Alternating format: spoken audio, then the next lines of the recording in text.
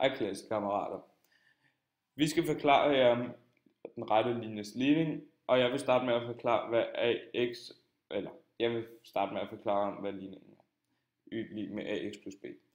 Y lig med ax plus b er den rette linjes ligning. A er hældningen og en af de to konstanter i ligningen. Det vil sige, at jo større a er, jo flere enheder skal man rykke linjen, og jo mindre a er, jo mindre skal linjen hælde. X er en ukendt variabel. Hvis vi nu havde at gøre med, at man kunne få et kilo slik for 20 kroner, så vil x være mængden, altså kiloerne, og derfor vil x ikke være afhængig af a, men a afhængig af x. B er skæringspunktet i y-aksen. Hvis b nu var 5, så er linjen skærer i punktet 0,5.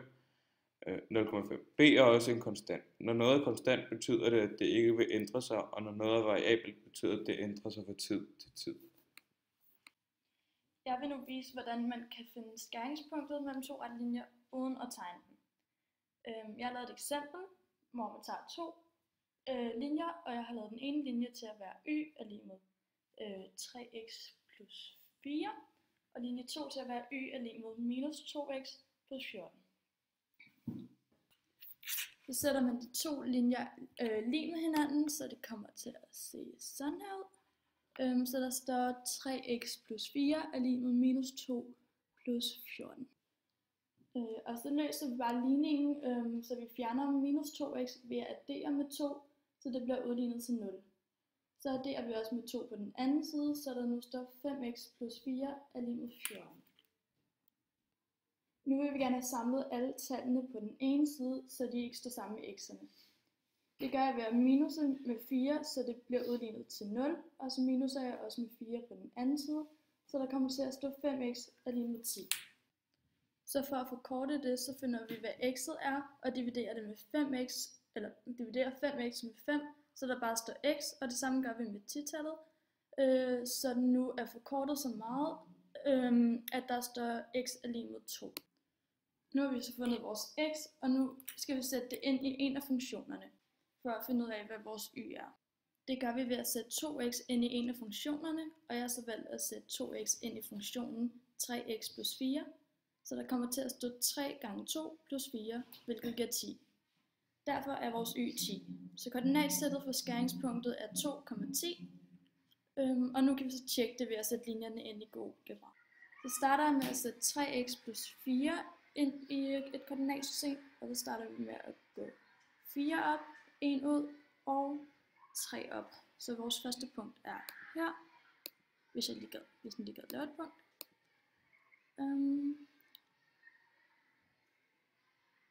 Der og i 4.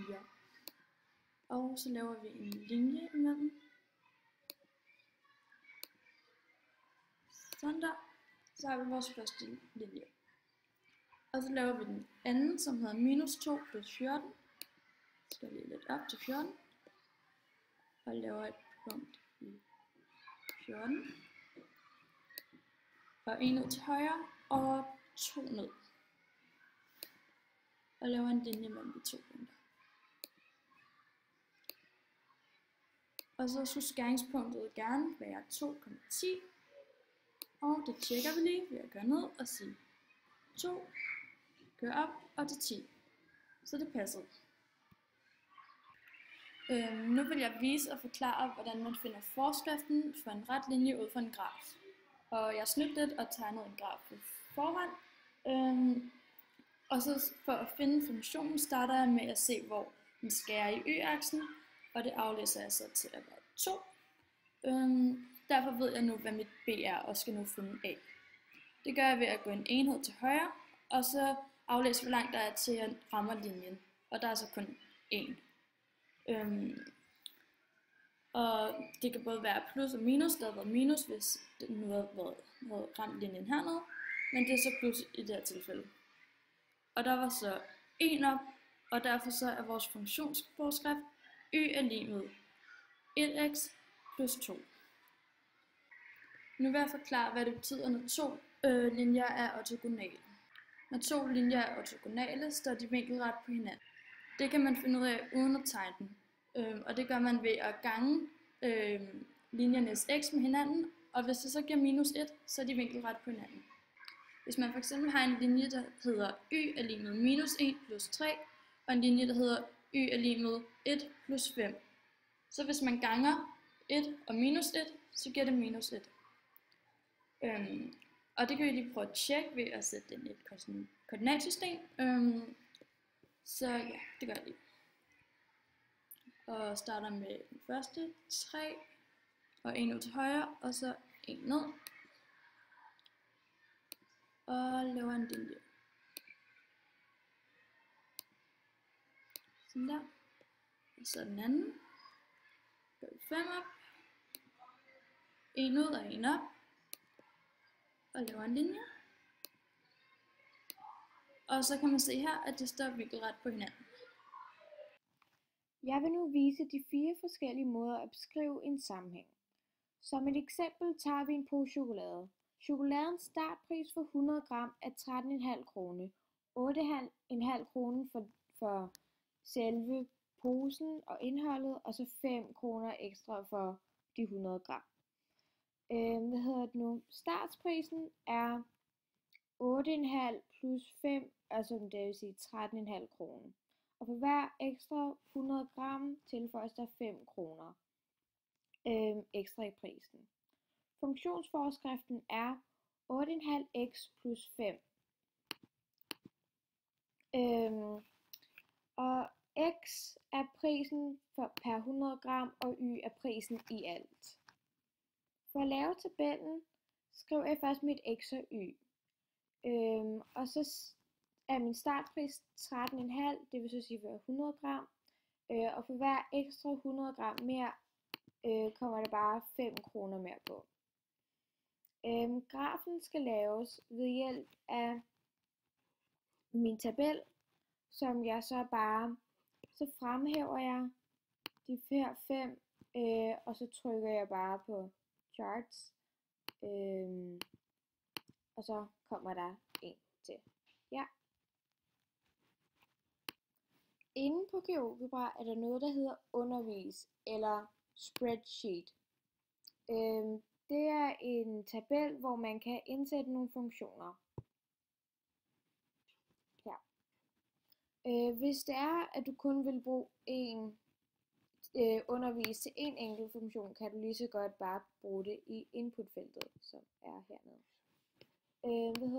Det er bare x i lig med 4. Så kommer den frem. Ja. Når en funktion er ligefrem proportional, betyder det, at der intet b er.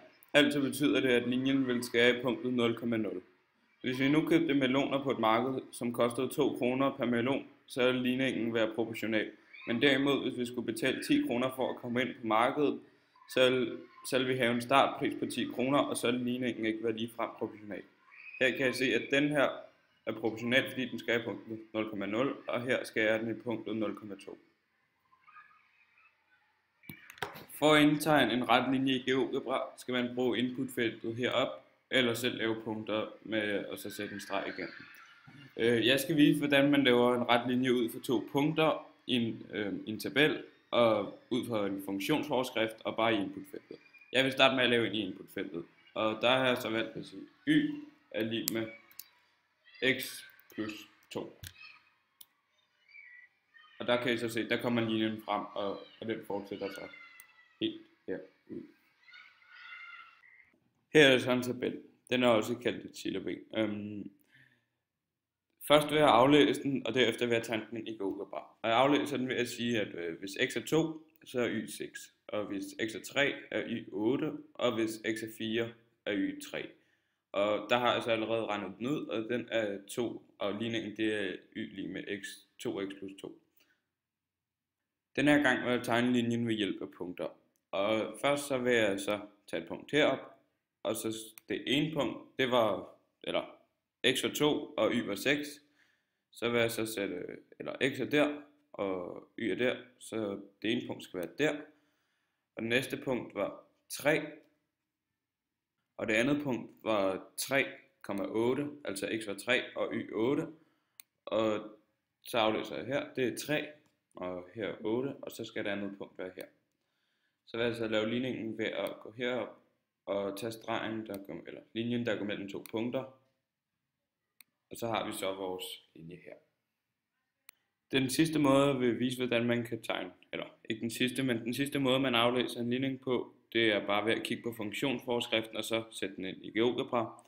Der er så bare valgt en tilfældig, som hedder y er lig med 4x minus 2, og der gør jeg på samme måde, som jeg gjorde først, før jeg putte den ind i inputfeltet, fordi jeg synes, det er klart nemmest. Og så skriver jeg y er lig med 4x minus 2, og så trykker jeg enter, og så kommer linjen der.